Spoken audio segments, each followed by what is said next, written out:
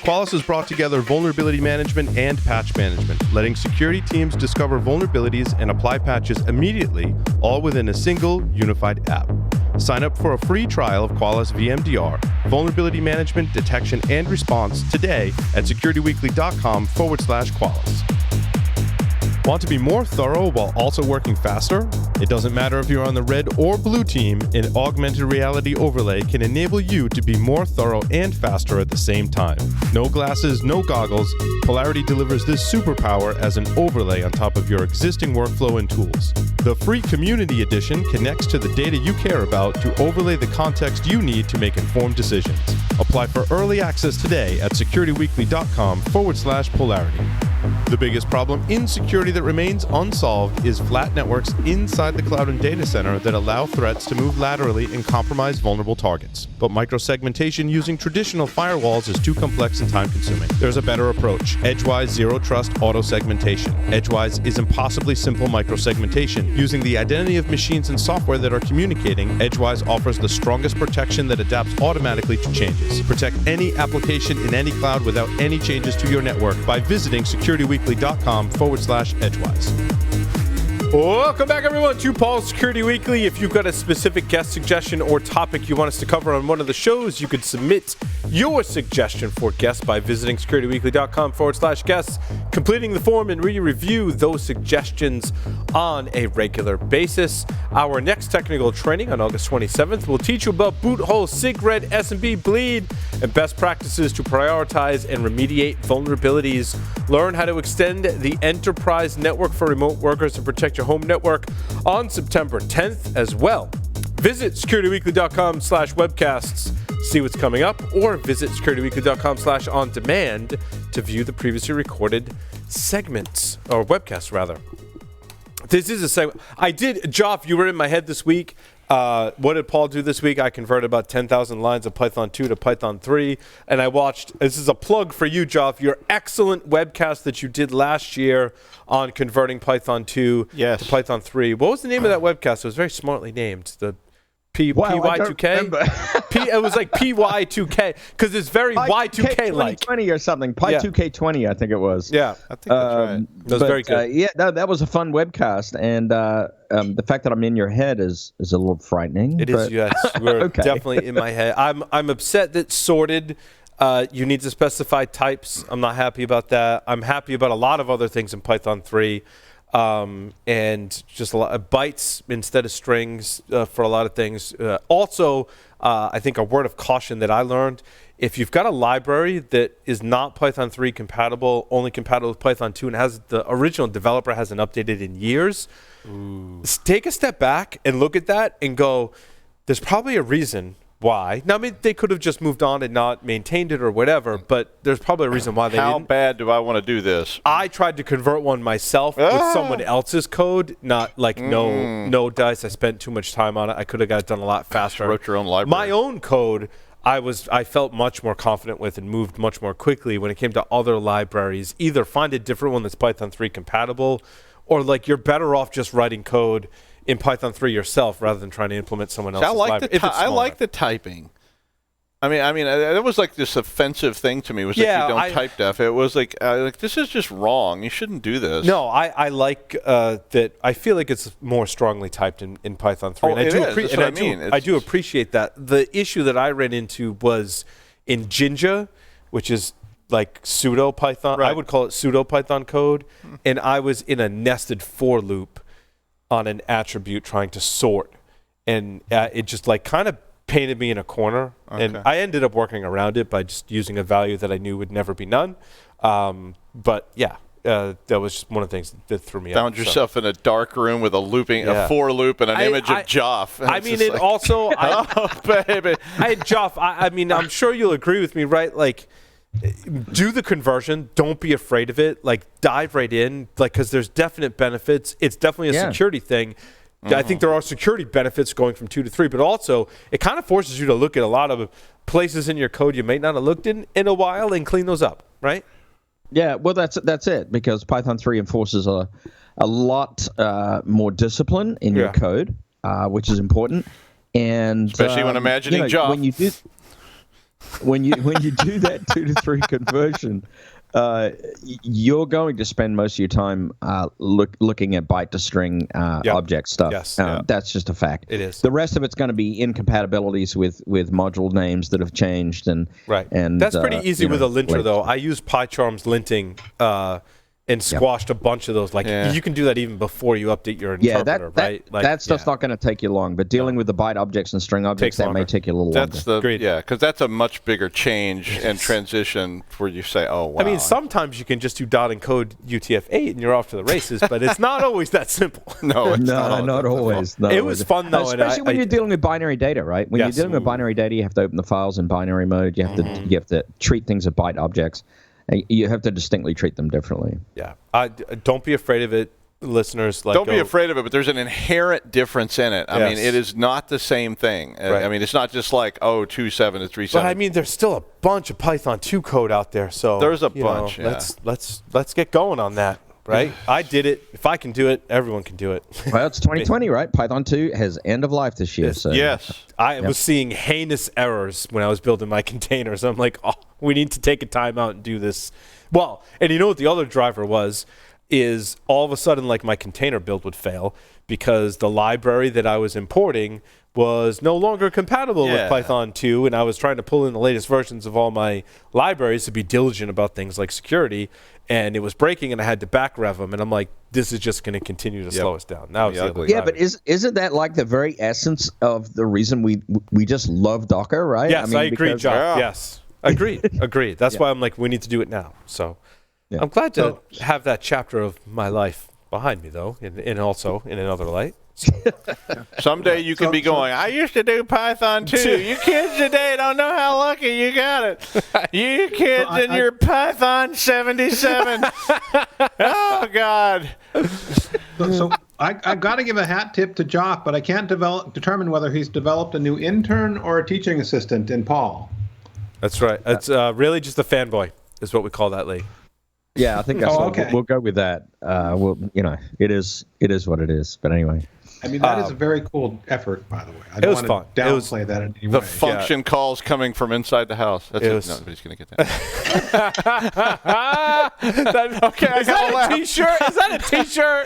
It should be. It should be. I'm going to get one. Okay, I got to get that. That was good. Okay, I like that. Some really interesting stories. Did you guys see any there you wanted to start off with, or? Oh, I just, I kind of zoomed in on number 6 that you had, Paul, which was CSRF tokens necessary. I thought that was, it got my attention. It's kind of interesting, right? If you think about how same origin policy is implemented, like as developers, and also frameworks, right, that are basically inherently trying to protect the session, do we need to spend as much time thinking about CSRF tokens? Were they just a Band-Aid? Well, I don't think they should be abandoned. It's a belt and suspenders thing. I think what we're seeing, though, is a tremendous improvement on the browser side security mechanisms, which has made things protecting that session in the browser, in the framework, inherently in the language, right, are all things. And so that combination with the extra security headers, like you're saying, that sort of partners up, that it tightens up really that client-server communication. Is making a difference, and I've had customers actually ask me that, are they really necessary? And I said, well, it depends on the context. The other thing about CSRF is you need an opportunity to exploit it. It's one thing to have a vulnerability, but the other thing is, do you have an opportunity to actually exploit the fact that a CSRF defense token does not exist. Right. It's not so much a race condition as a condition that needs to exist before your exploit even has a chance of running. Like, for example, someone has to be logged into or have an established authenticated session with a device. Then I have to go to that device. I'm thinking in the terms of Linksys WT54G time. We would talk about it because it was ripe with CSRF vulnerabilities, right? And so we always theorized maybe someone's logged in their router and chances are they might have an issue and they're going to go to a forum or a Reddit thread or Or like, where would they go if they had an issue to then click on a link where I know they're logged into their router, like looking for a solution? But again, that's hugely opportunistic, Joff, as you said. Yeah, it is. And the other thing we're seeing, of course, is that technology has advanced significantly now. Most of the web apps I encounter now are going to be some sort of heavier JavaScript framework on the front end. Right. And the transactions going between client server are going to be, HTTP2. They're going to be right. There's stuff in the headers JSON, now. Yeah, they're going to be JSON RESTful based transactions. Yep. Most of the action that's being updated is in the DOM. It's very different. It's no longer this get post kind of model. There's a much tighter coupling with the client and server now, which is the way HTTP, in my opinion, should have started out in the first place. Right. But it finally got there. So that's making a difference into the kinds of things that you need for protection, because again, CSRF defense tokens were invented in the day when there was a whole lot of asynchronous AJAX posting going on, and that's no longer so much the case. Yeah, agreed. This is kind of a nerdy one. Disrupting a power grid with cheap equipment hidden in a coffee cup. Joff, I thought of you in this one too with your solar, right? So they're attacking a solar inverter, right? Which converts AC to DC, right? Or the other way around. DC to AC. DC to AC, yes. Yeah. So without touching the solar inverter, without even getting close to it, you can place a coffee cup nearby, leave it, and go anywhere in the world, which then they say they can destabilize the grid. In extreme case, they can create a blackout. So solar inverters convert power collected by rooftop panels from direct to alternating current. Often the sustainability generated by electricity would go into microgrids and main power networks. Many inverters rely on Hall sensors, devices that measure the strength of a magnetic field and are based on a technology originated in 1879. So through electromagnetic interference, they're able to disrupt the inverter. I thought it was pretty cool. Yeah. So really I'm guessing that's probably a frequency disruption, because the huge thing about AC power is that everything has to be in sync, and if you are not in sync with the 60 hertz in this country, 50 in others, but it's the Aurora attack, basically. Yeah. Exactly, and it can be a significant issue. In fact, it's sort of, which happened right in the backyard of Lee and Tyler. I mean, Idaho's a big state. I don't know backyards necessarily, but in Idaho, right? Well, the story kind of reminds me of the stuff that you read online. Like, if you were to connect your generator to the grid, and it was powered, the grid was like powered. Your generator actually will run without gas, right? Without you starting it, because it will actually just run at 60 hertz regardless, right? Because everything is cycling. Yeah, provided it could be in sync, it would just run without any external fuel source. Right. So disrupt that frequency, and we got big problems. I'm curious which inverters they were saying did that, because I've tested a good portion of the solar inverters, and I'm trying to think of what part of that. Like, this is a pretty novel attack. Honestly, we usually just attack the Wi-Fi and the mod bus and try and do evil things to stuff going across the wire. But the fact that they're using the electromagnet, it makes me wonder how what kind of backup control and safety devices are there inside the PLC or the inverter to detect that. Some of them probably don't have much, to be honest. I mean, I'm sure there's really fancy ones, but there's probably real simple stuff too, because a lot of times. I mean, solar had to get really cheap, right? When they started subsidizing, everybody wanted solar on their house, and it went to the consumer. That's when you started ending up with very, very cheap inverters. But the blackout and causing those, we're talking about a different style of inverter. So I'd be curious if this is an inverter that would be on a residential or consumer grade house, or if this is an inverter that would, say, hook up to like a Tesla battery bank. Two completely different systems. And do they not put shielding on those things? I mean, how powerful is it? I'm sure they do. I know, and I mean, and this guy's obviously working in a lab, so but I mean, he's shielding off or something. He's got a coffee cup, so how powerful of an electromagnet could you put in a coffee cup? And I mean, not that it couldn't work, but I mean, he's just trying to test. That begs the question: could you increase that as well, and then do a similar attack on a larger scale? Yeah, so you get a lunchbox or something instead of a thermos, I would think you'd want to target the commercial inverters. The home inverters, they've got Wi-Fi and all kinds of other junk in them to make them accessible from the home. So there's, I think, easier targets to get at them. But the commercial ones, less so. They're gonna be a harder target, and so you'll need a technique like this. I remember my inexpensive inverter at the old house was only $5,000 or $8,000, so it was cheap, so to speak. But still, they're harder, and they're not as hard, because if the assumption on this commercial stuff is always nobody can get to it. I mean, I've seen that so many times on different things, where basically the assumption is, it's behind a locked door, nobody can get in there. It's very well protected, so they don't worry about it. Pop the case open, plug into the internet. Absolutely, that's what I mean. It's like they say, we're in a giant warehouse and we have a padlock and a security guard and all this stuff, and the guy gives out coffee cups at the conference and everybody brings them back and sets it. Exactly. I mean, we've talked about so many variations of that particular threat where people, it's really security obscurity, right? Like, it's on my internal network. It's always stupid. It's always stupid. In my data center where there's a locked cage, but like it doesn't go all the way up to the ceiling, or there's like bigger holes in the mesh. That and evolution. So I mean, the other thing that happens to these networks in IoT, ICS type stuff is that when it was designed, the security through obscurity idea was nobody could get to this. It would be impossible. But now people do. So and then somebody comes in and puts an actuator into the network, and that actuator is Bluetooth enabled, and that connects to something else, and all of a sudden it's talking to who knows where. Well, that was a story on IBM found a particular chipset in IoT devices. This is really interesting. Now, I don't know. It seemed sensational when I read the article, but so IBM notes, and this came from their X-Force team, that the role of machines with EHS8 modules makes it a critical flaw. Medical devices that an attacker penetrates could be manipulated, covering up vital signs, creating false panic situations.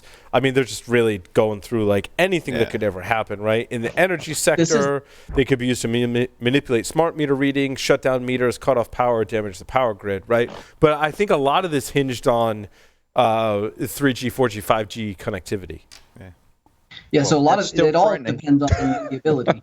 The ability to connect, which a lot of these are. So if you think about a couple of the PLCs and like where they sit, most of these are going to be in a Purdue level that shouldn't be accessible from the internet. However, with this particular chipset and the way that they leverage this with inside of, say, medical or power grid, there's billions of devices that have this, and a lot of them are connected directly to a network. Maybe not directly to the internet. So, externally accessible, probably not. But if someone's on your internal, and this uses some Java, the Java midlets, and so basically you can code something up in Java and dump something on there. You got read, write, you've got execute, you've got delete ability, like anything you can think of because of the Java framework backend. This is pretty bad.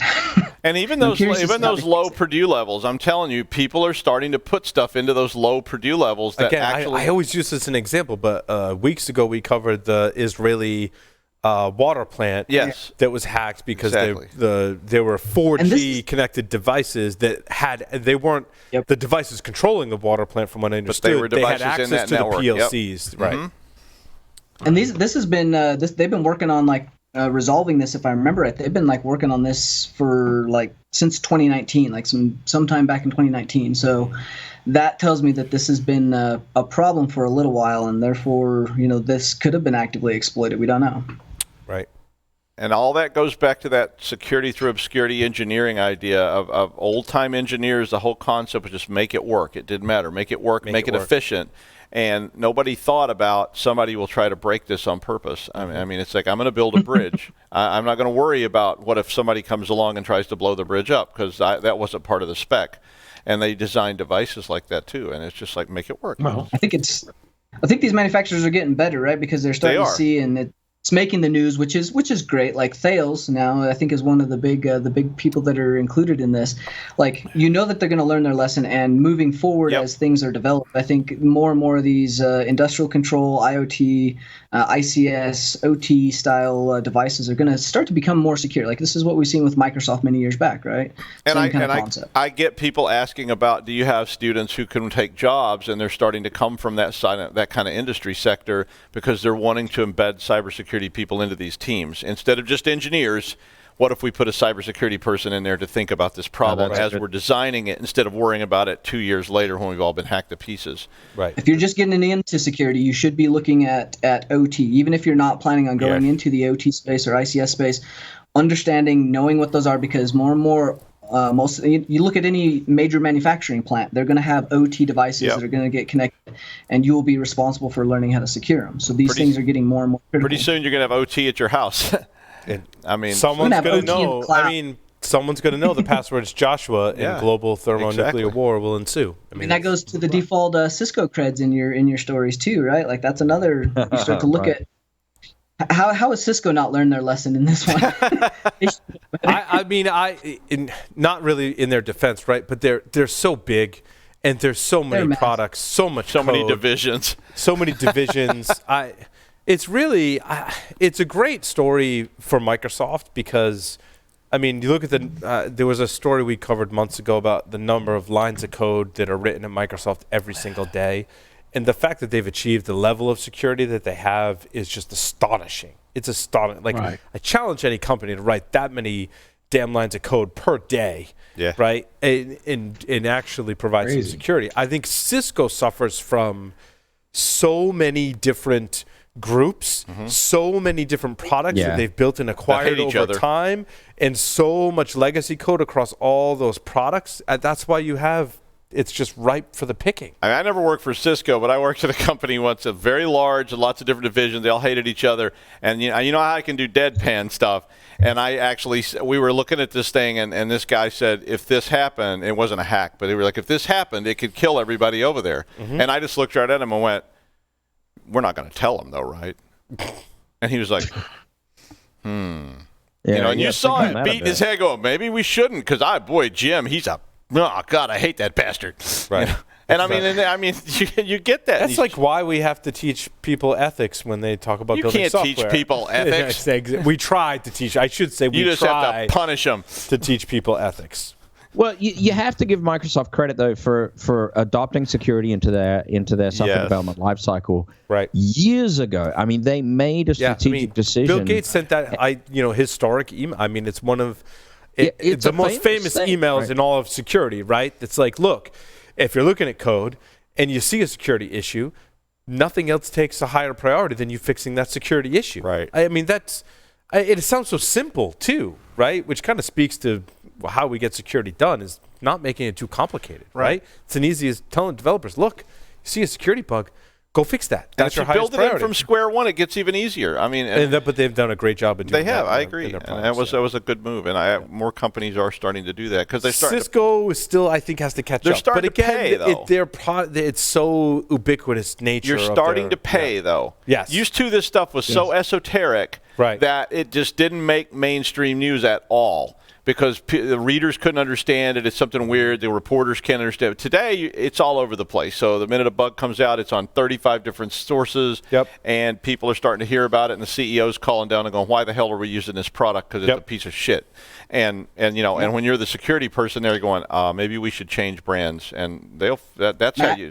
Mac's starting to learn that, too. Look at the Xcode. The Xcode one you had in there is fantastic.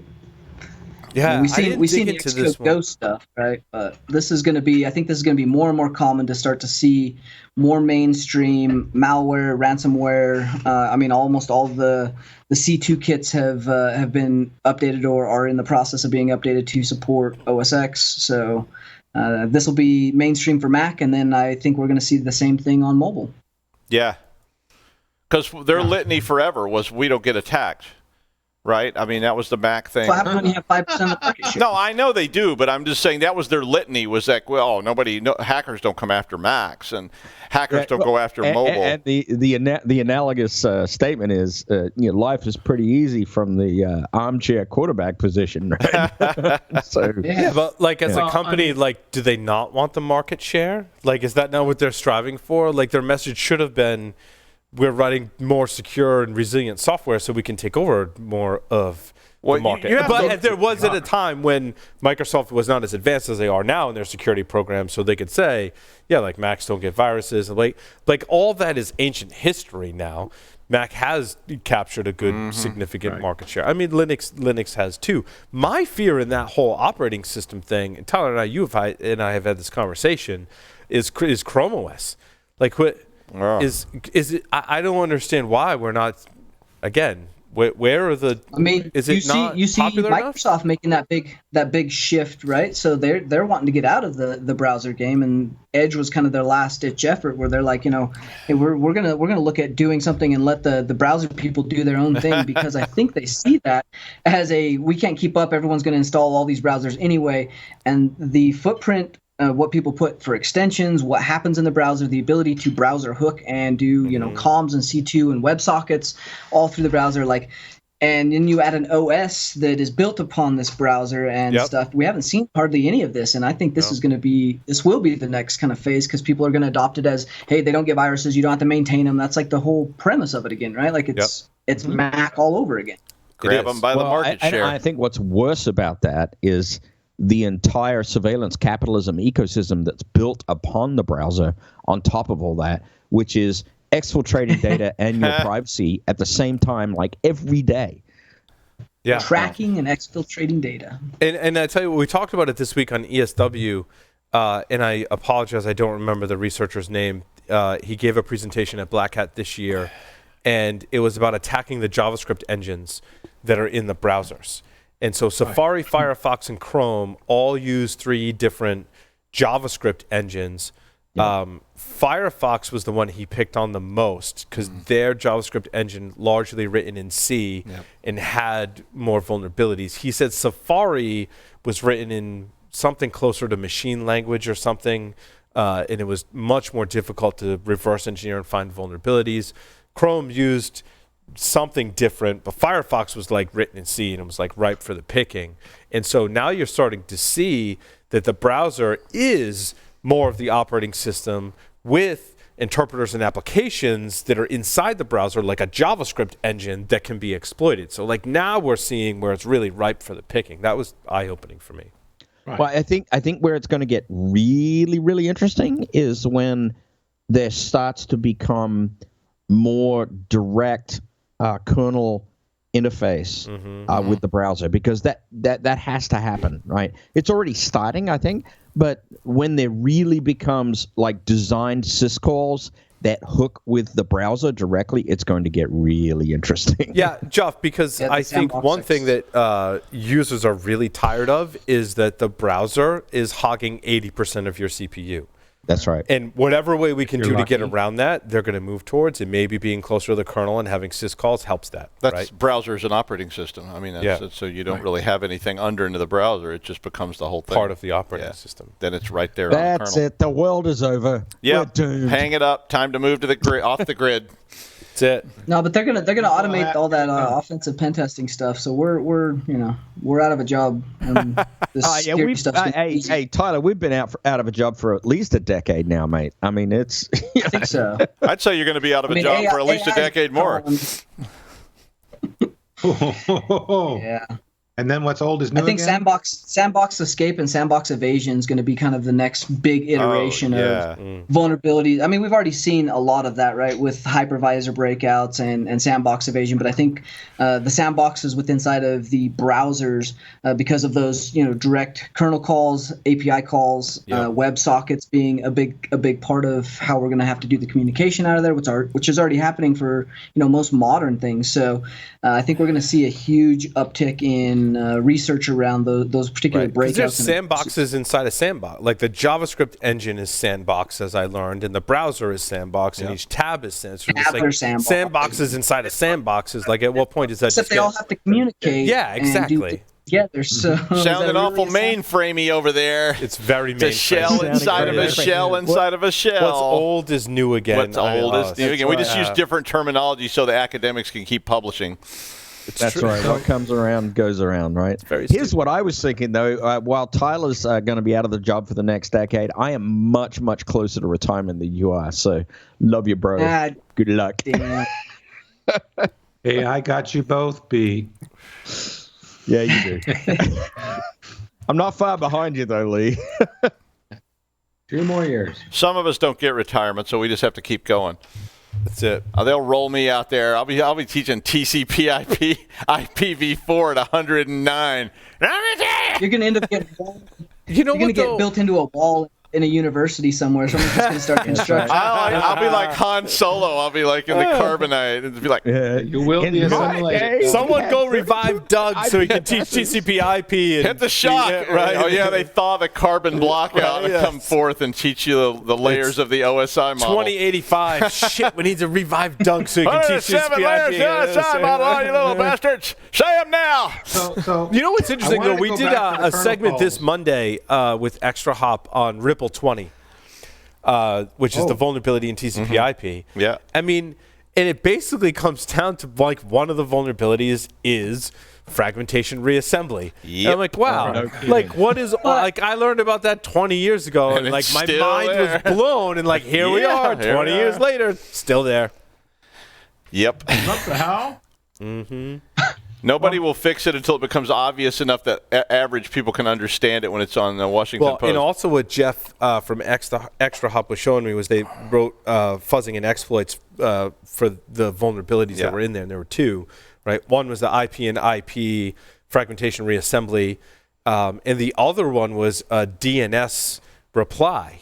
And when he went through it, I'm like, hold up, stop. I'm like, you didn't send a request. He's like, oh, no, it's UDP. It's DNS. He's like, all we have to do is craft a packet with SpiKey and send the reply. Yeah. We don't have to, it doesn't need to send a request. I'm like, so we don't have to spoof anything or get the just send He's them like, a reply. No, it's just a reply that we send to it and it parses it in their shell. UDP, baby. Like, here's a message for me. Like, and that's not scary. Paging Mr. Bendy. Paging Mr. Bendy. But it comes, speaking of analyzing TCP/IP, it kind of comes down to what I said to Jeff was, I'm like, all right, so looking at packets and looking for anomalies, when you see stuff like a DNS reply and you can't go into the packet capture and find the request, that's anomalous, right? Like that's hard to do. But it is hard to do, especially with UDP, because who knows? That packet could have been lost. It could have been going out in a different route. Who's got the staff for that? When you go down and tell your staff, like, I need you to go through every packet and make sure there wasn't one. Right. It could have gone, but what I've seen in the past, the request goes out one internet connection. Oh, absolutely. Reply comes in the other one, but you're only sniffing packets, right? Absolutely. On the other one, so you're like, wait a minute. Why am I seeing like ICMP replies and DNS replies, but I'm not seeing the request? I'm only seeing half the conversation, right? That's a nice. I've seen that in TCP as well. Yes. Half the conversation's going out one path. I'm seeing SYN-ACK. Like, what is going on? Are we under attack? No, you didn't see the SYN because a poorly written TCP app would do that too. Yeah. I mean, if it was really poorly written. And they used to be. And you could project the sequence numbers and all kinds of stuff. It's not just that. Just got to remember BGP or any routing protocol for that matter. It's asynchronous. It doesn't care. Another thing that took me back was the Internet Storm Center was blocked. And I remember, and Joff, you remember this too, I'm sure, where like all of a sudden you can't send email to places because someone blacklisted your SMTP server. Oh, yeah, I hated those days. Internet Storm Center, I mean, just 2 days ago experienced this similar kind of thing, and they did the analysis. This is Rick Wanner from the Internet Storm Center. Wrote up a post and he was tracing it back, and like basically he was looking through emails that came into ISC, and it's like all of a sudden started seeing like all these reports of like, hey, like I can't get to your website, it's being blocked, and it's saying it's associated with malware. So Cisco Talos had it on one of their block lists. He did some investigation. Now he's on Virus Total, and basically it came back to that inside of malware there was a call or a link to a request for a blog post that ISC had written like back in 2014 or 2012 or something like that, right? And they went back through the logs. They couldn't find a actual like indicator, right, other than someone decided to write malware that included the URL to an ISC blog post from years ago, and therefore, since it was in there, that URL got blocked. Now, it also kind of begs the notion that I pointed out at some point this week, and Jeff, you know where this is going, right? Oh, I know exactly. If I can craft malware and I got a bone to pick with XYZ organization, I embed their website inside my malware. It's swatting. And I did DOS it, right? Get them on every blacklist. Yeah. This was happening at SMTP back in the day as well. Old Smurf attack. I mean. Yeah. Look, so that actually illustrates the fundamental weakness with training and unleashing automated artificial intelligence to actually respond to some attacks. You can always train the animal to be bad, and you can always train it to DOS people. Yep. And you can't tell me that you can't. All right, this is possible. And wait till the robot dogs are coming. Well, that's the thing. And I was talking with one of our. Wait, is that a bad thing? One of our, it's true, right? But one of our newer sponsors, right, in taking flawed methodology in security and applying artificial intelligence just accelerates the flawed methodology in essence, right? And this is what we're talking about here, right? Yes, exactly. I agree. Also on Internet Storm Center, they had 2 great posts this week, by the way. Like, props to them. Xavier Mertens wrote up a post that basically was using APIs to track attackers. Now, he's looking in like Git inside of Python code that was looking at well-known ways to implement malware, found that like this particular dropper was hiding itself in a Python script in a portable executable file. When he exploded it back out, they were actually decrypting Chrome saved passwords and then taking those and posting them to Dropbox. But to do that, you need a username or password or some kind of access token in order to post those to Dropbox. But to do that, they're just as bad at key management as attackers as we are as defenders sometimes. So their access token was embedded in their code, a little bit of reverse engineering. And he's like, oh, hey. And it's awesome because he shows you how to do it. Now, he doesn't modify what was there or pull down the contents of the file. But basically, he used the access token inside of malware to access a Dropbox that was storing people's Chrome saved passwords and was able to pull down a file listing, basically reusing the credentials that he pulled out of the malware, which is not uncommon. I just thought it was a really cool example. Yeah. But he protected that thing with ROT 13. I mean, how hard could it be? They did use ROT 13 to protect their access token, which is no protection at all. Should have used 26. Should have used base 64. Never mind. Are you providing consulting to bad guys now? No, because Kubernetes. That's Kubernetes. Base 64 to protect. No, a secrets vault is the way to do that. There was a story this week about that emo crash, Emotet. Yeah. Where they were blocking out, they found a kill switch to Emotet by a buffer overflow, and I thought it was interesting because I was wondering, do the Emotet people call like incident response consultants when somebody starts doing that to them and say, we need to hire your firm to come in and help us figure out what's going on here because all our malware is being blocked. It's the same thing. It is the same thing, right? And do you take that job when they call and it's like, hi, we're Emotet, we're paying well and. Do you help us out here because we're trying to ransomware all these stupid bastards and man, somebody's blocking us and we don't know what to do about it and we need somebody to debug this code. Again, it comes back to trying to teach ethics. And you can't teach ethics. No. People are like flatworms. They just they squirm away from the current. That's it. That's the end of ethics. Well, wasn't Emotet the ransomware guys that they were trying to, in terms of response, act ethically? Never mind the fact they just crapped up your machines, but they were trying to build trust in the user, so they would actually send them the money and get and they could make money. They have a help something desk. Like that. They have rapid response. They sell emotets. You can buy custom rolled emotets, and they have a help desk for that. So if you've paid them the $25,000 Bitcoin payment, not the ransomware, you've paid them to develop an emotet for you, then they've got support for that. Have you ever watched the old TV show Sopranos? Yeah. Sopranos, right? Yeah. I mean, when you watch that, right, like you can see a criminal organization that they have legitimate products and services. They're just illegal, right? And the folks out there committing computer crimes, it's the same way. I mean, it's in all senses of the word, a business service. A probably has a CEO, running, right? But the products they're offering are illegal and unethical and immoral. Corporate infighting in the different divisions. Right? Yeah. There was one episode of Sopranos where they were doing a phone card scam, and it was very much.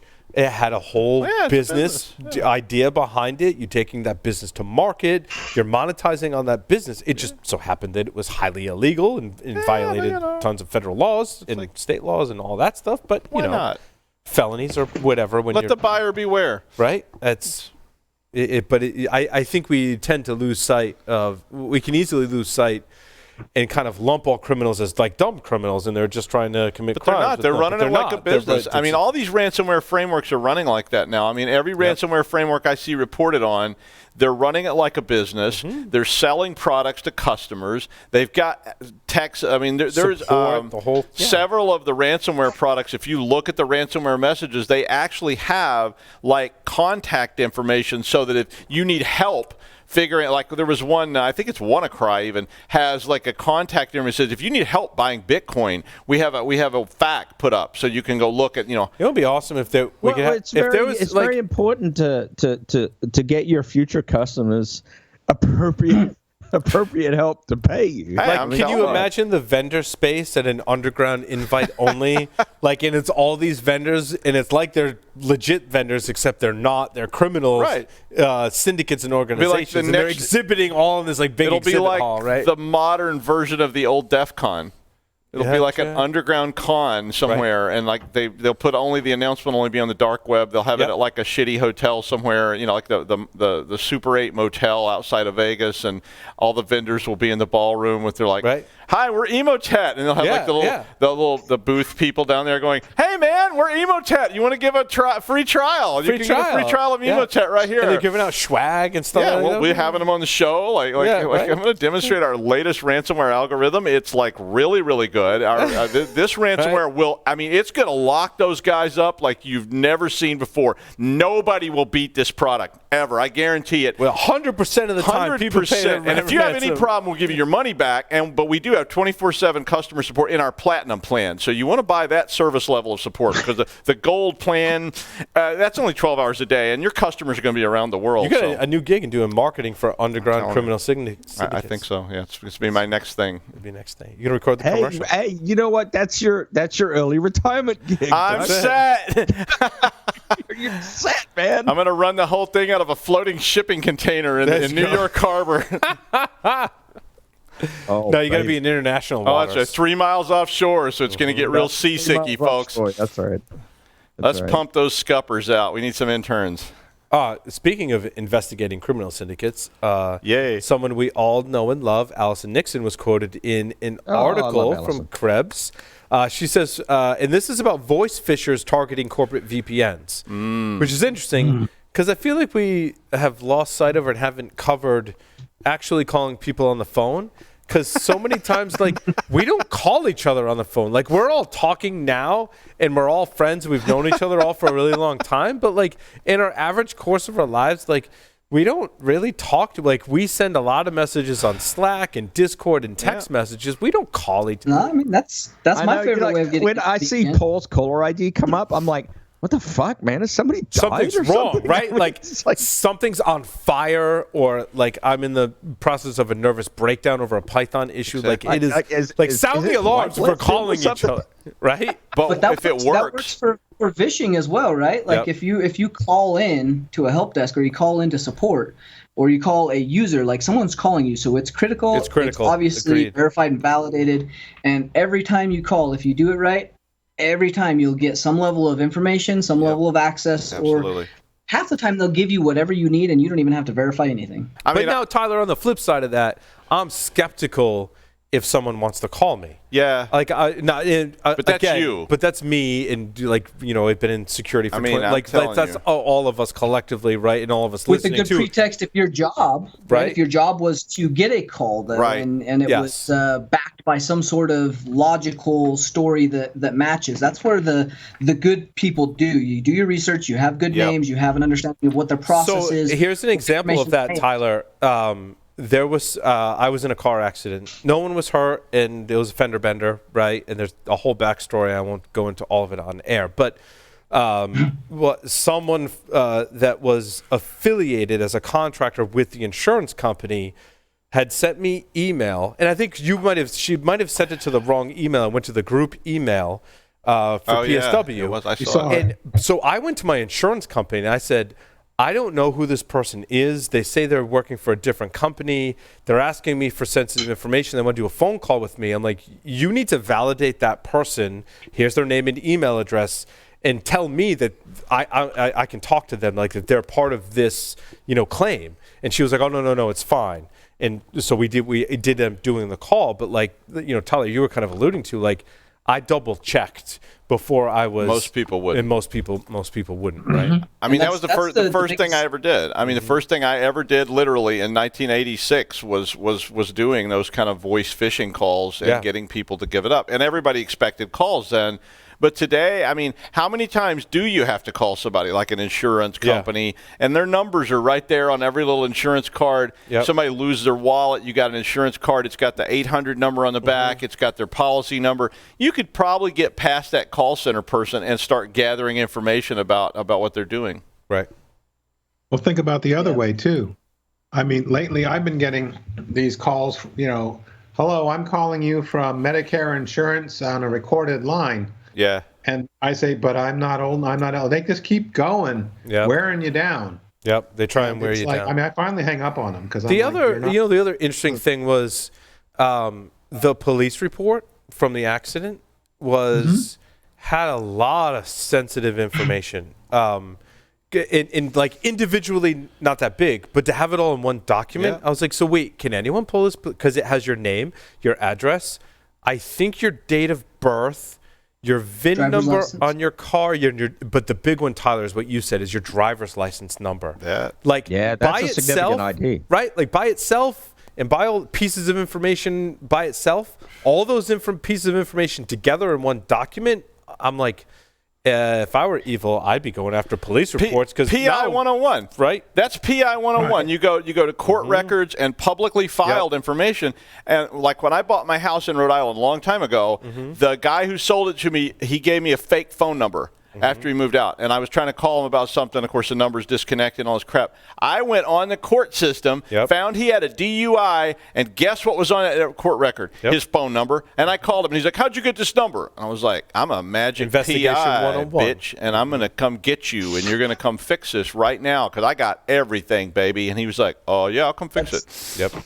That's the problem, though, is you don't have control or the ability to stop this particular piece. This is one of the big issues Public record, with local government, county government, even state government, right? Like you have to file taxes, you have to do deeds of transfer claim, you've got to pay taxes, you've got all these pieces of information that their security policies and processes are archaic and their security is god-awful. And half the time, like you said, like you just filed a police report and they gave you both pieces of information right there in the police report. Yeah, so you get both, like not just mine, but the person who was involved in the accident, their information's in there too.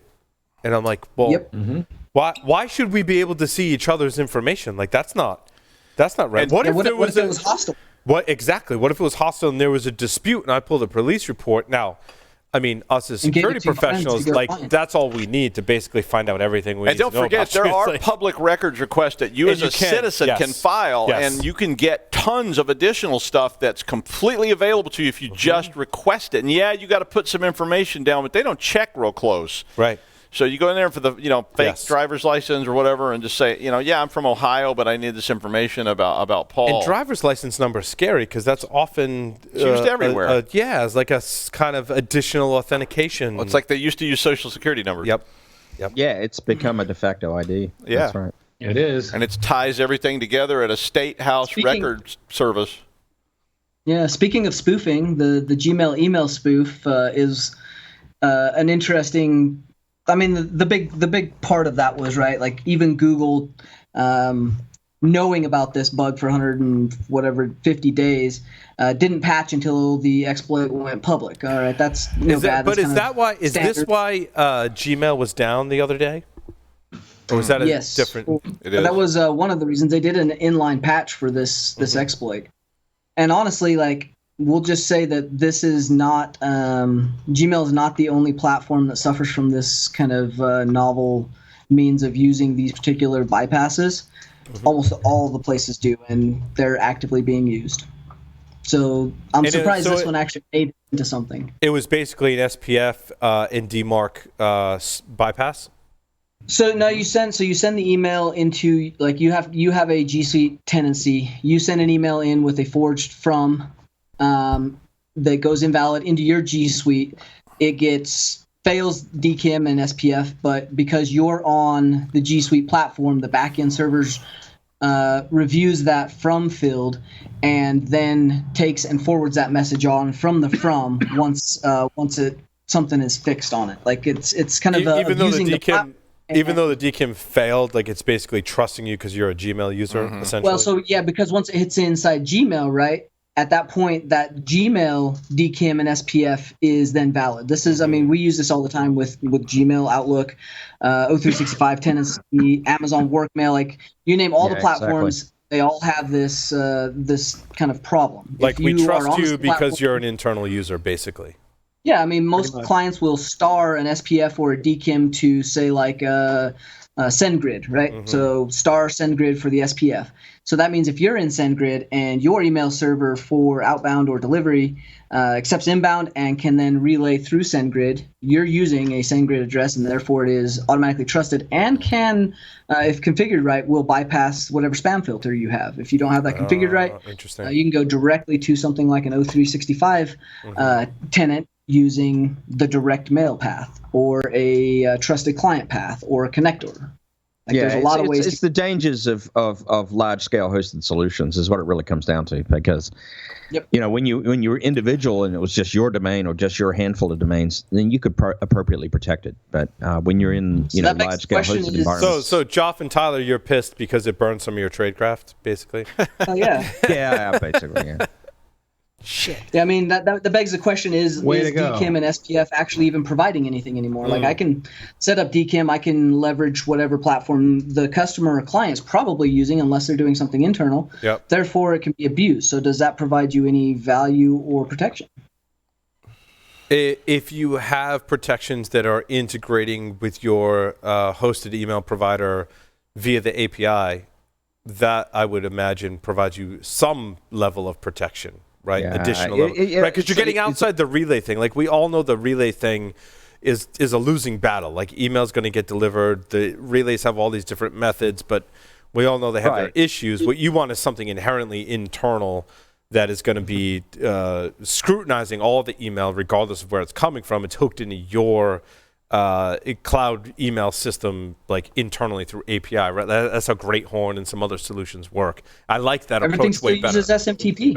Right, API for client email is not all that common. You're still using SMTP. You're still using, your SMTP with a secure email inbound. If I can get that delivered, I'm reviewing it once. I'm reviewing it once it's been delivered. Right. I'm basically saying SMTP. You're relying on a spam appliance or filter or software to review it before it's delivered. But if you bypass in the SMTP sense, right? But what the some of the solutions do is they integrate with the API to your email provider, like Outlook, O365, or G Suite, and they're looking at messages that have already been delivered, right? And allowing you to take action on those, right? Basically saying SMTP and all the protections are going to fail. Those phishing messages and malicious links are going to get delivered, and I'm going to look at those once they've been delivered, and I'm going to pull them out of the inbox or invalidate the links once they've been delivered. Yeah. Well, there's another layer You're too. tuning the O365 and Gmail like malware and spam protection. You're doing the good macro blocking, encrypted zip blocking, all of the extension blocking. You're doing real-time analysis on anything that doesn't pass those into a sandbox. Some active analysis. So yeah, there's a bunch of means to protect that. Out O365 and Gmail both, if configured and tuned right, have a lot of protection, and they do a really good job. And there's also third parties, Tyler, that tie into those and kind of right on top of that and provide extra protection. And again, that's like post delivery, like deliveries, like whatever, and looking at that. I like that solution a lot better because I don't have faith in I know I've played in the SMTP world. It's horrible. It's awful. Yes. But store and forward. Store and forward is inherently a trust mechanism. I mean, there's just no other way to cut it. When you're dealing with a store and forward where you're going relay to relay to relay, it has to trust. Right. I mean, there's no other way. People have to get email, right? You can't block everything. So you have to have layers there, and you have to have separate trust layers. And so, all my email comes off Gmail, and it goes somewhere else, and it goes to another filter, and so. Or just all stays on the same Gmail server and just gets delivered there. Remember, between that and FTP, they are the oldest protocols on the internet. Yeah, that's true. I mean, that thing is old. I'd throw Telnet in there, too. Well, Telnet, Telnet's really old, too. God.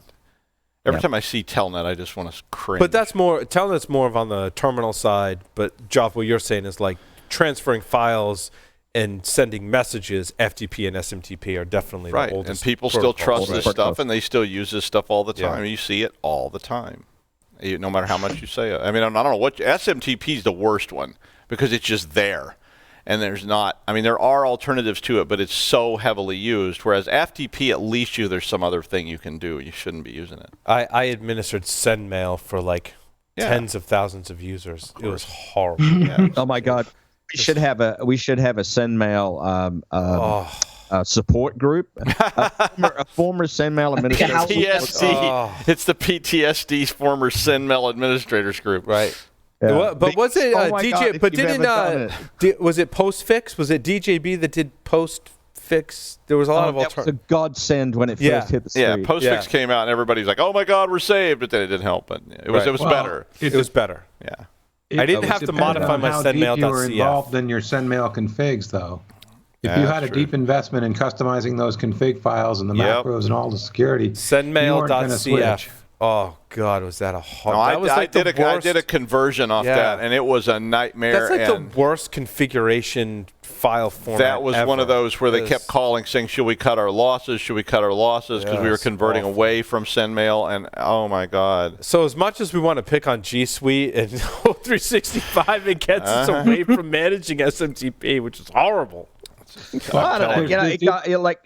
I manage a Postfix email server myself, and it's better now. Yeah, Postfix is better, much better now. But agreed. But you got to still jump through a lot of hoops to it's a thing. Be a valid mail relay server. It's basically, definitely a thing. I mean, I've built a lot of mail servers, and from dawn of time until a few years ago, and I mean it's a job to get that working, and then you get to that. Oh, I always call it the long dark night of programming or the long dark night of networking or whatever, where you're just just make it work. I don't care what it takes. And then the next thing you know, you've got problems. Yeah, you're an open relay to the world. And I don't know why it works, but it works. Don't touch it. Yep. We're never touching it again. Take the monitor off. It's fine. And then the next day you're an open relay, and then you're blacklisted and no one can send email, and you're back to the drawing board.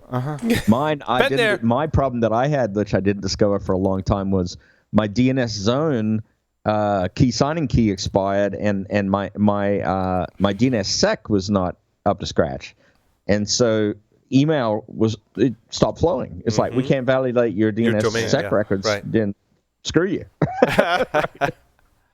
Nice.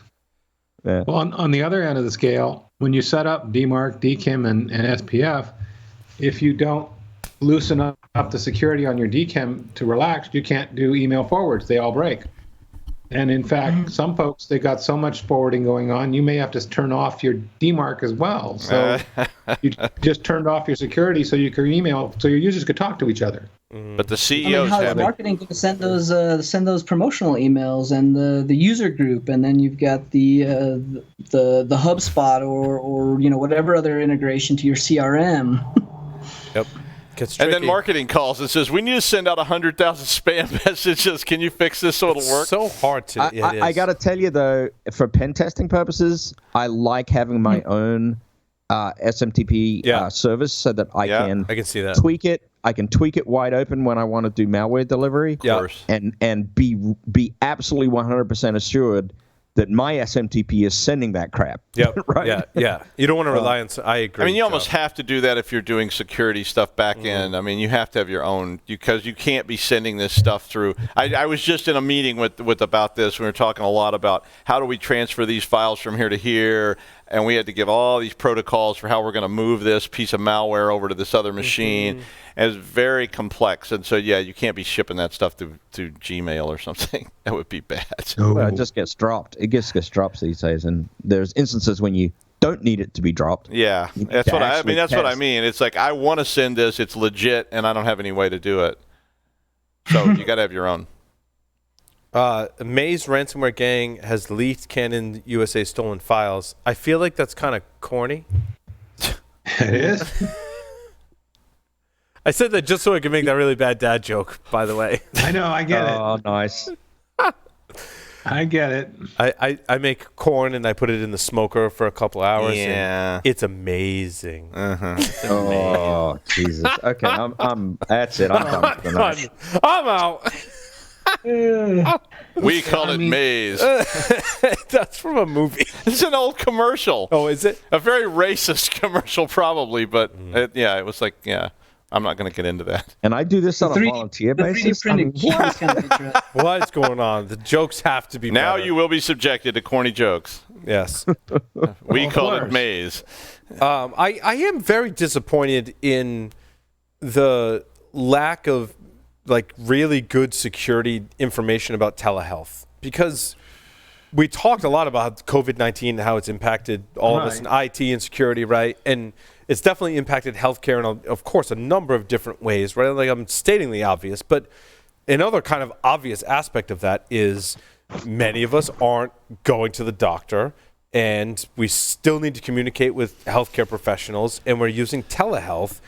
And now it's basically the same thing of we're now having all our meetings on Zoom, but now we're all talking about our healthcare information and interfacing with healthcare remotely, and they're calling that telehealth.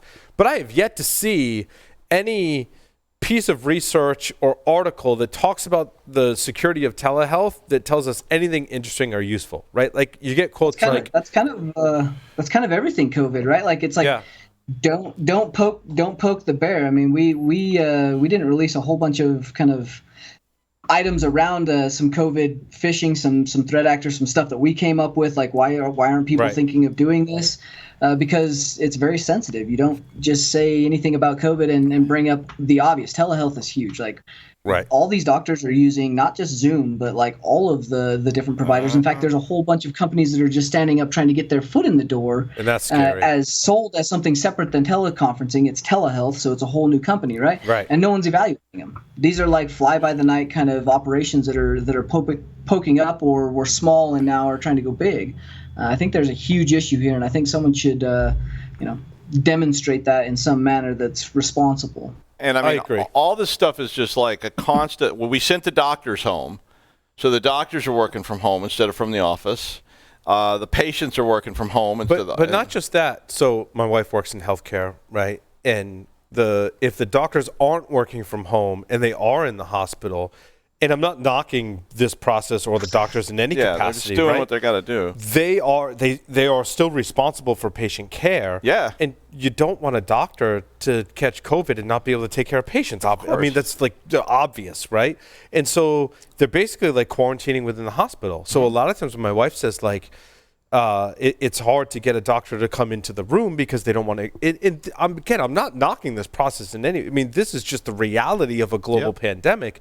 So they're having to communicate with doctors over chat, even inside the hospital. because the doctors, they don't want to be exposed to it. And you can't blame them, not one, for their personal safety, and they also know they're carrying the burden of the safety of everyone that walks into that hospital, sick or not. It's real grim. It's real for them. Right? But I mean, everybody's trying to find quick solutions to this stuff, and I mean, quick solutions, as we know, lead to security issues. We talked about that in the first segment, but I mean, same thing here. It's just like you're seeing every day. You're getting requests. I got a whole pile of requests today from different people. I got requests wanting me to be tested. I got requests wanting me to give out personal information. Well, that's the whole thing too. But the communications, when we talk about telehealth and we talk about chat communications inside of healthcare facilities, how do I know the doctor's telling me what they're telling me? Or that it's even a doctor. If it's even is someone man in the middling that chat going, oh yeah, that's totally not cancer. The patient's fine, send them home, when it totally is. Snort an ounce of bleach, you'll be fine. But that, my wife is a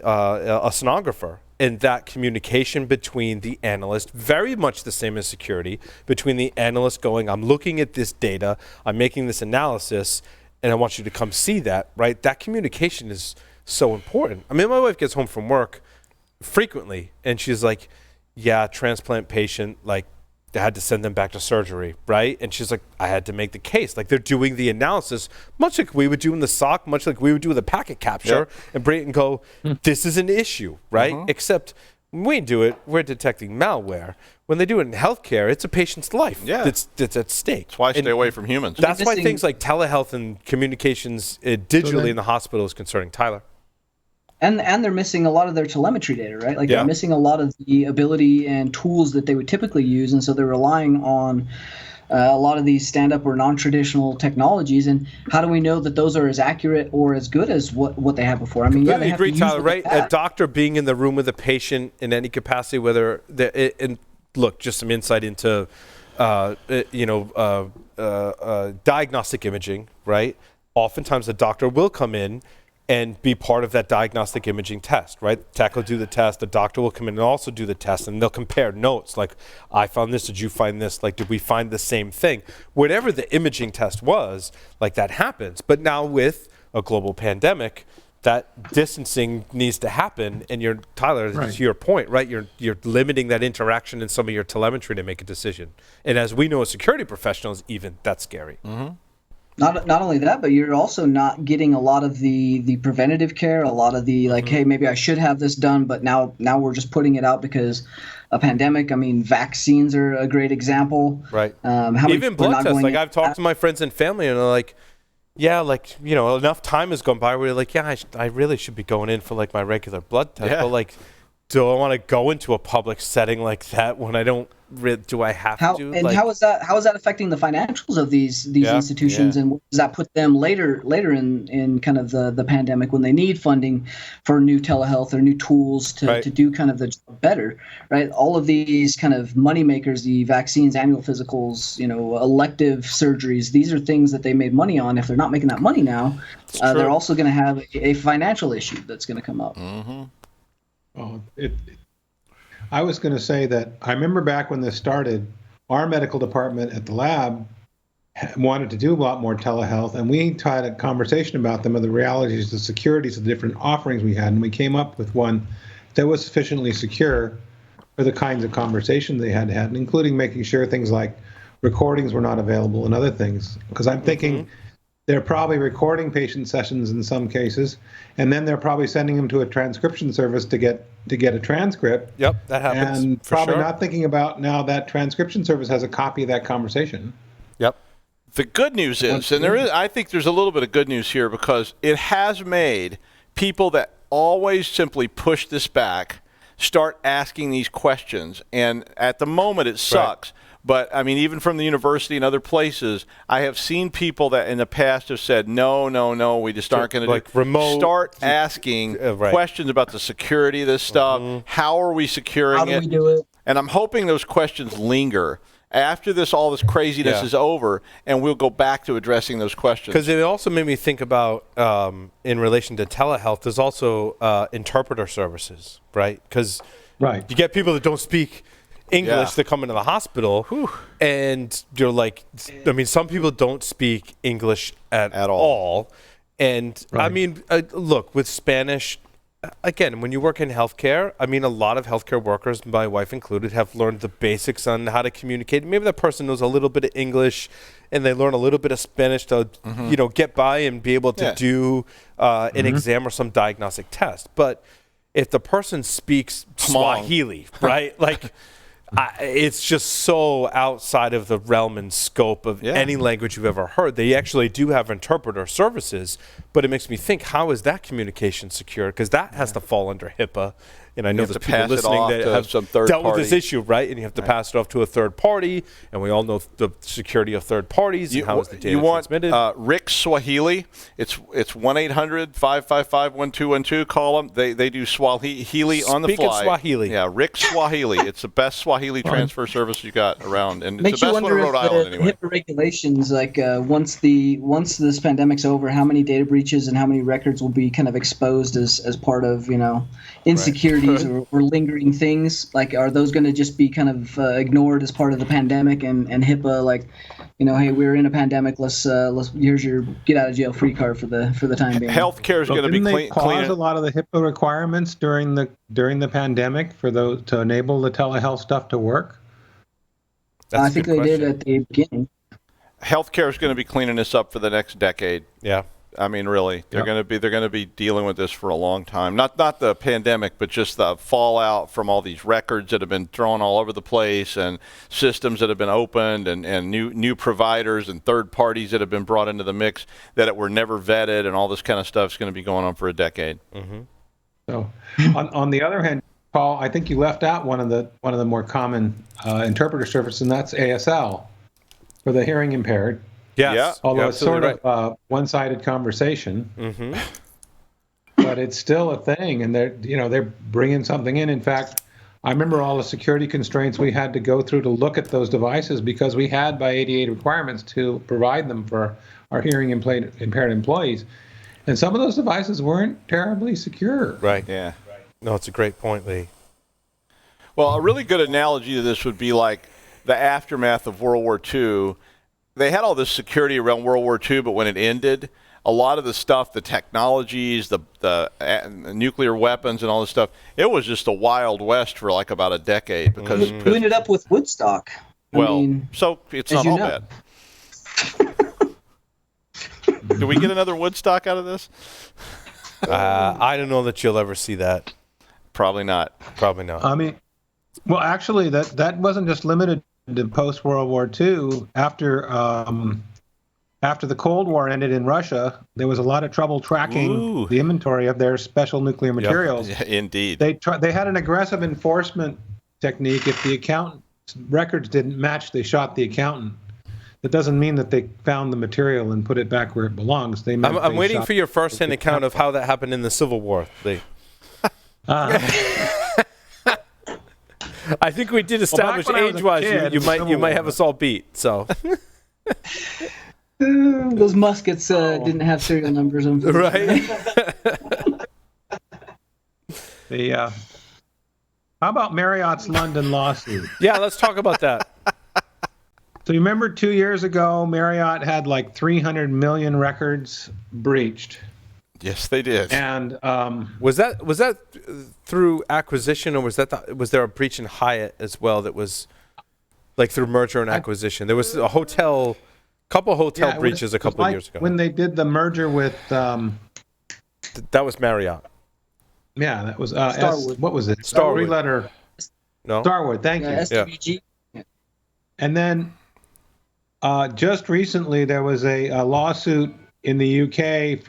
Was a opt-out lawsuit against Google privacy things. Basically, it was the opt-out lawsuit is such that it's very low overhead. You don't have people can opt out, but if they don't opt out, they're opted in.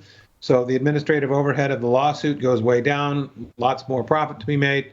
And they're using that to file a claim on behalf of 7 million Britons whose information was disclosed by Marriott, which I think is pretty shitty. I mean, it's great that they're looking out for them, but this is kind of like, really?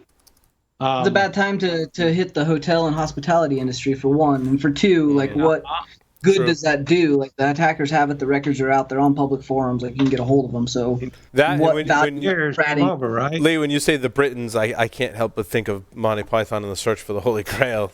The Britons. Who are the Britons? We're all the Britons. That whole conversation, which is I am your king. Oh, I didn't vote for you. Oh God, it's just, I fought in your general direction. Oh, just. I thought we were an autonomous collective. But what happened to Joff? Is Joff still with us? I don't know. There he is. Oh, is he muted? Muted. I'm muted, but I'm still here. Oh, okay. I hadn't heard from you in a while. I was just checking in, Joff. I'm still here, man. Oh, good. Nothing but Good. There's got to be at least one more story we can talk about. Gotta be. The sounds a key can produce a 3D printed replica. I love stories like this. I love stories that was a like great this. story. That sounds awesome. What the hell? Just stuff that, yeah. like, it seems like it should be science fiction and in Hollywood, but someone's proved it in a lab. Yep. And then, like, doing the show this year will be 15 years. In our 15-year track record, like, then years later we see it like, we studied MD5 hash collisions, right? And then John Strand and I were talking about Stuxnet, which, Tyler, you have the poster up, right? Which there was some kind of MD5 hash collision attack that happened in one of the certificates. It wasn't Stuxnet. It was like Flame or Dooku, right?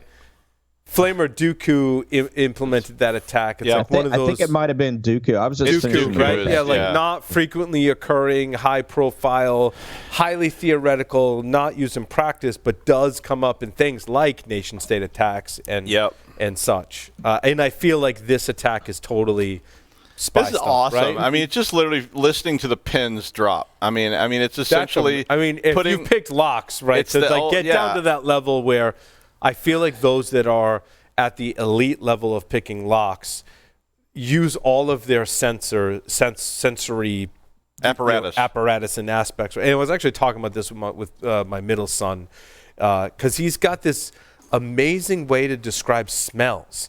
And I'm like, dude, when you get older, like, you're totally going to have to be into, like, wine and or cigars because, like, the way he describes smells, he'd be like, Dad, your shirt smells like dirt from the earth plus, like, shampoo. And I'm like, where do you get that from? Like, that's an amazing skill, right? But put that in lockpicking, right? Like, the sounds, hearing the pin, hearing the pin tick the high point. So it was hearing the pin tick the high point, and hearing the pin and the delay, the low point. The delay between when the pin hit the low point lets you draw a 3D model of that. And by the way, your son described me as he smells like vomit and cheap wine from the bottom shelf of the liquor store that Dad never buys. We'll be fishing, right? And it's, like, really hot out and, freshwater fishing. Like, there's a distinct, he'll be like, Dad, it smells like elephant poop. I'm like, I just love the way you're able to make these associations. Like, it's really awesome. Like, that's a skill. Filters. Like, he's got it. I'm like, it's awesome. Awesome. I mean, but this is a great technology. I mean, Dooku, I caught a Christopher Lee when you said Dooku before I realized. Lord Duke. I mean, we've been doing this with, like, keystrokes, right, on keyboards. They've kind of determined keystrokes have been there. You can do this, like, sliding a key in. You can do a quick cut just based on the fill. Like, that's not too hard for anybody that's done extreme lockpicking stuff. This is kind of the next evolution of that makes it interesting. And that goes back to, is there a reason that we're still using freaking keys, just like passwords, in the way that we do to protect and store all the things? Like, because, like, my favorite. But Tyler, I pointed this out to you. Like, I saw a video from a hacker conference, and they were doing a physical pen test and talking about it in a conference, and they did a fantastic job. I apologize. I don't remember the researchers' names in the conference, but they got a butter knife. And, like, the locked doors that have, like, an RFID kind of card on them, right? But it's got, like, this metal panel over the locking mechanism. Right. And, like, just a butter knife and, like, quick motion, and they're able to pop the lock. And, like, I mean they breached physical security in less than 20 seconds with a butter knife. We used to do, like, when we do it, in fact, the last one I did in January, was the goal was to do it at low cost with low tech. Like, we'd already done several other sites, with tech. And so we did everything with a piece of paper and a little wire tie that I found next to the ditch, and did the whole physical engagement with just those two things. Yep. Yeah, and someone said there was like alternatives, like Tyler, to your point, like there was alternatives to a butter knife that was more kind of normal for you to have, and I forget what it was. I mean, you could like my necklace, it's just right? a knife like, blade. I mean, even a pocket knife or just something that you would normally have on you that. Even if you did get stopped, you'd be surprised what a string will do. Right? My new show is called Naked Pen Test. It's getting picked up by Netflix. It's gonna be Tyler. For the love of God, it's like they just drop you naked inside the fence, and you have to do the whole pen test. It's like, what is it? Discovery Channel has Naked and Afraid. This is called Naked Pen Test, and we're gonna drop the pen testers behind Tyler the wire, naked inside the facility. A lot of pixelation and stuff, but we're there, and it's going to be, okay, Tyler, get that window open. Let's go. It'll be like Borat. I bet a lot of pixelation for me. A black box. The blur goes all the way down to like the ankles, right? Just, be safe. They gotta have the Python who level plays the sheriff that doesn't accept the get out of jail free card? That's it. You'd be surprised what you can actually buy in a not Radio Shack, third world country, and put together from an Arduino board and some wires to make some stuff. It's not that hard. Again, why do we rely on millions of dollars in access control and literally keys to protect the world? Because that's what it's always been done. I just want to see Tyler on like Naked Pen Testing episode 1. Netflix, call me and be like, "Can I see your ID, sir?" It's like, sorry. I was having a really hard time like coming around. Like, where's Tyler going with this? Right? My permission slip's written in Sharpie on my chest. Here's the number of the person you need to call. The lawyer. Yeah. Better call Saul. Right across your chest. Saul's number's right there. There you go. That's all you need, baby. Naked Pen Test appearing this fall on Netflix. I really like where that went for some reason. That's really entertaining to me. Well, knowing how long I've known you, Paul, that makes perfect sense. It makes perfect sense. It does. I also think what makes perfect sense is maybe to wrap this up. Yeah, probably. Thank you, everyone, for participating in this Security Weekly news segment. Stay tuned. Some pre-recorded interviews from Security Weekly's Virtual Hacker Summer Camp coming up next.